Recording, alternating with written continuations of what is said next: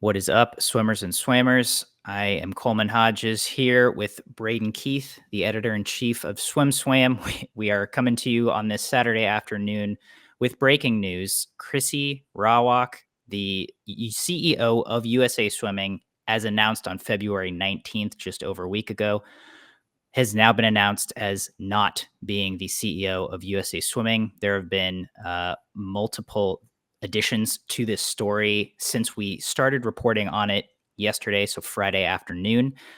Braden, you've been breaking this news. You've been the last 36 hours just all over this story. Tell us how it started and now where it is as it stands on Saturday afternoon.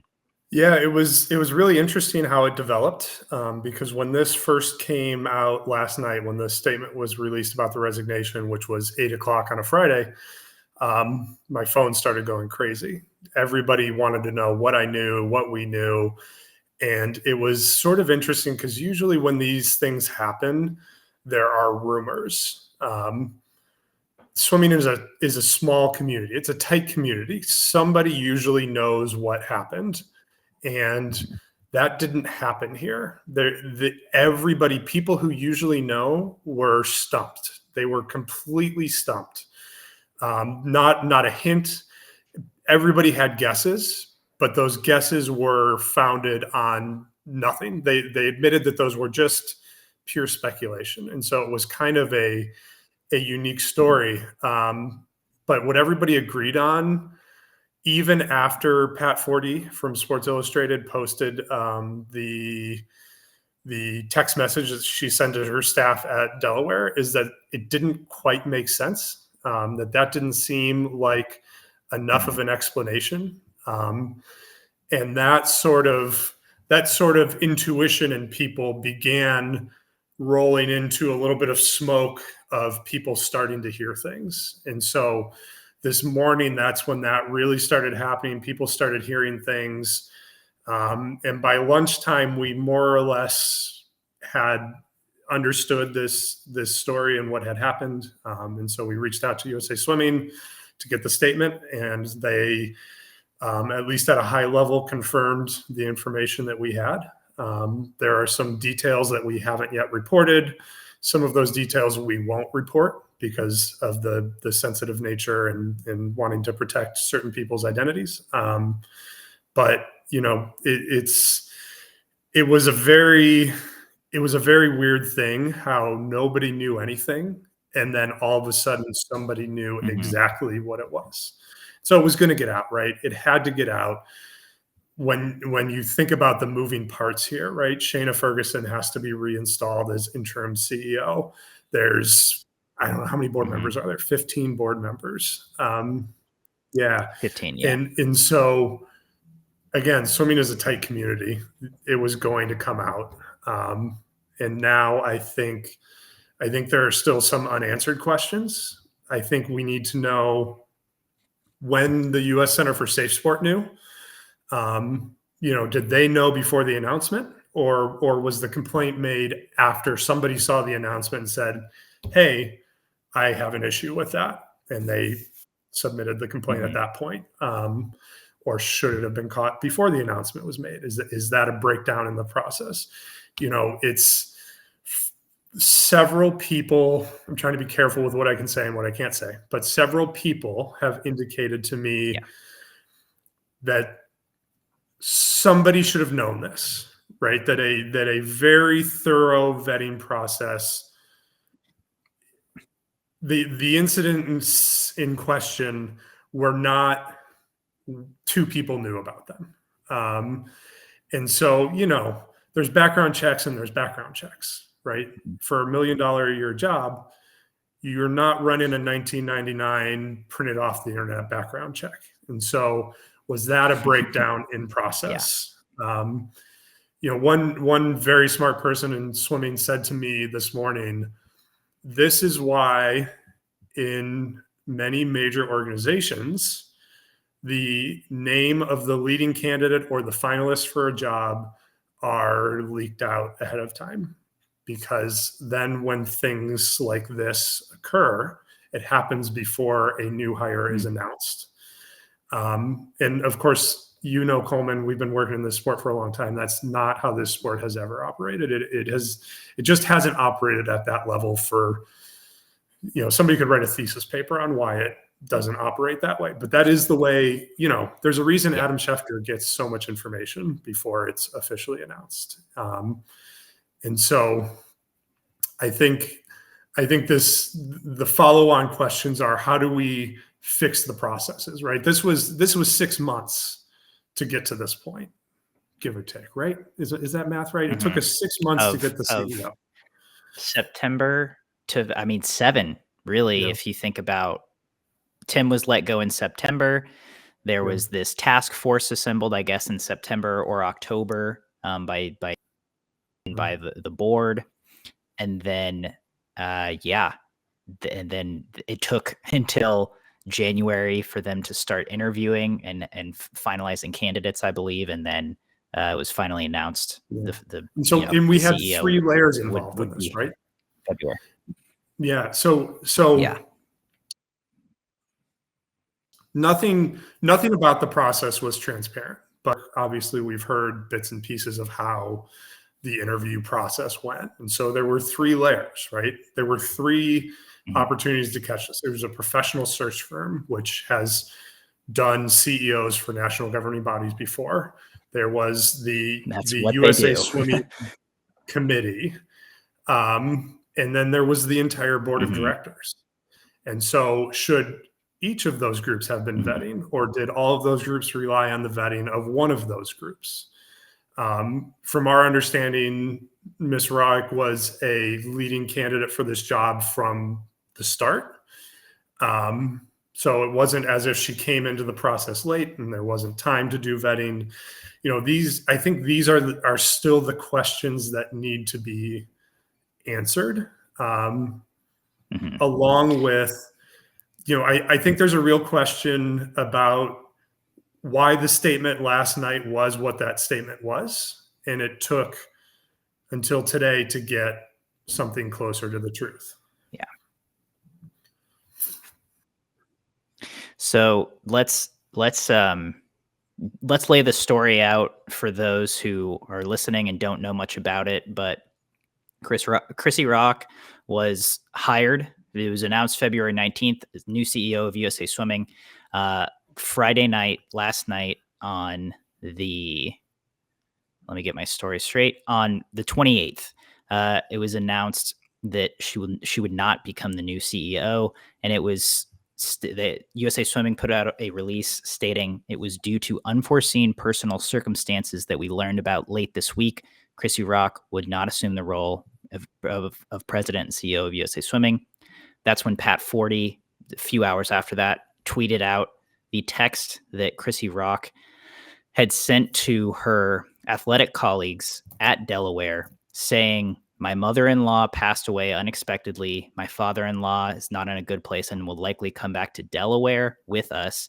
Because of this, I have made the incredibly difficult decision to not become the CEO of USA." And for anybody who doesn't know, Pat is both a nationally known sports journalist at Sports Illustrated and the father of a former Olympian, Brooke Forty. So 1 foot in each bucket. He knows swimming. He has his thumb on the pulse for sure. And then today, once, as you were explaining, the story didn't sound right. People were skeptical. And then the story finally came out that Chrissi Rawak withdrew from the position of USA Swimming CEO when USA Swimming became aware of a SafeSport complaint regarding her conduct while a coach at the University of Michigan, which she coached at the University of Michigan from 1992 to 1997, I believe, before she went into more athletic administration roles. University administration roles. Okay, yeah. And Rawak resigned within 24 hours of USA Swimming being notified of this allegation. So, as you had mentioned, it seems like a breakdown in the system somewhere, because obviously this should have come up. It's interesting that, that was obvious, that obviously predated SwimSwam. And I'm curious if because now we are made aware of if someone's name pops up in SafeSport to a degree. So it's like, how old was this? I guess we won't know the right. And we have to be severity. clear. She has not yet been listed in the public database. She is, Mm, the U.S. Center of SafeSport has begun their process, which carries a wide degree of weightings. yeah.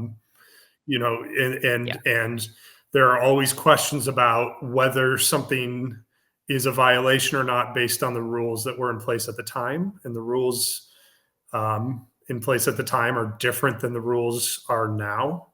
So, ethical concern, there's an ethical concern and there's a legal concern here. And so we have to be clear that, like, she is not publicly listed in the U.S. Center for Safe Sport database. She has not been found guilty of doing anything. There are allegations. There was a complaint made, and for now, that has left us where we are. So there's a lot of process that still needs to happen with her on that end. None of which I think it's safe to assume that her tenure as USA Swimming CEO is done. So, those are two separate issues in play. Yeah. So honestly, just what a mess. I mean, it's not what you want to see as a swim fan. Certainly, it seems like there were multiple instances for this to maybe be caught or to be noticed. But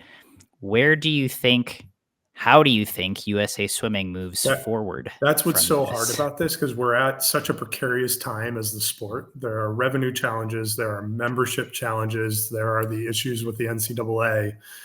We are at this cliff, but it's also a cliff of opportunity because we are hosting the Olympic Games in 3.5 years.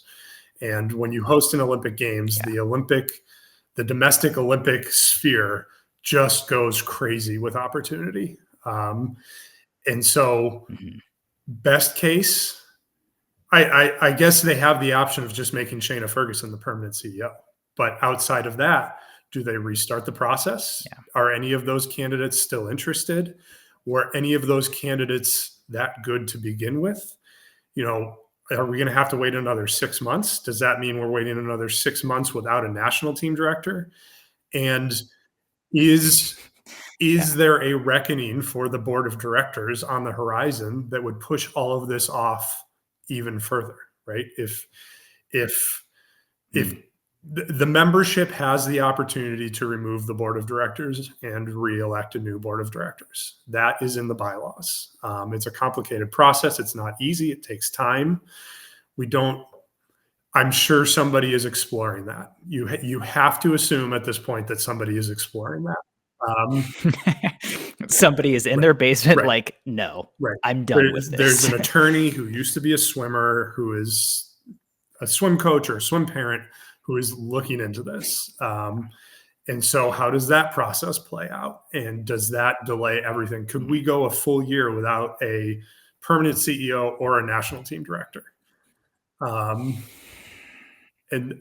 that's the scary part. We could get into almost 2026 of the Olympic cycle and be missing all of these opportunities to sell the entire quad to sponsors, all of these opportunities to work with the 16, 17, 18-year-olds that might be our stars in Los Angeles. It's not good, man. And you talk to people, it sounds like moving to Colorado Springs was a concern in this hiring cycle. Tim Hinchey did not live full-time in Colorado Springs. He lived in Denver. And it sounds like the board would like somebody to live in Colorado Springs. And that has been a challenge for candidates in this cycle, potential candidates in this cycle. There's so many questions in it, and it was such a long process, and it felt like a sense of relief. We're in it. We can move forward. We can start doing these things to improve the sport, which is not to say Shayna Ferguson hasn't started those things, right? She has made some positive moves. The day after she was named interim CEO, she showed up at ASCA with Joe Schienefeld after ASCA and USA Swimming basically didn't speak for an indefinite period of time. I don't want to fact check myself while we're recording the video. But she's doing good things, but as an interim CEO, there are limitations on where she can push things. There are limitations on the relationships she can build, right? If you call a major sponsor, they're sitting on the other ends thinking, is this who I'm going to be talking to in 6 months? So, we've got to settle it. And what's scary is, are they going to settle it the quickest way possible? Because we know they can't do quick and good. They have never proven to be able to do that. So they can do slow and bad. Your words, not mine. Yeah. So it'll be really interesting seeing how this looks moving forward. Certainly on our website, there's a lot of open criticism, but I think the reality is there was a mistake made or something slipped through the cracks. And I think this is maybe even a more important moment than the hiring of Chrissi Rawak is how does the board, how does USA Swimming leadership move forward in a time that's pretty and I think dire. Today's statement with transparency was a good step. I have my own opinions, but ultimately I'm not a voting member of USA Swimming. So the membership is going to have to make their own decisions. Yeah. I mean, like you said, when we reported that it was for personal reasons and then the text leaked out, something didn't feel right. It's nice to know that at least after not being so transparent, USA Swimming came out and was like, okay, this is it. This is the story. Hopefully we can move forward with some clarity now.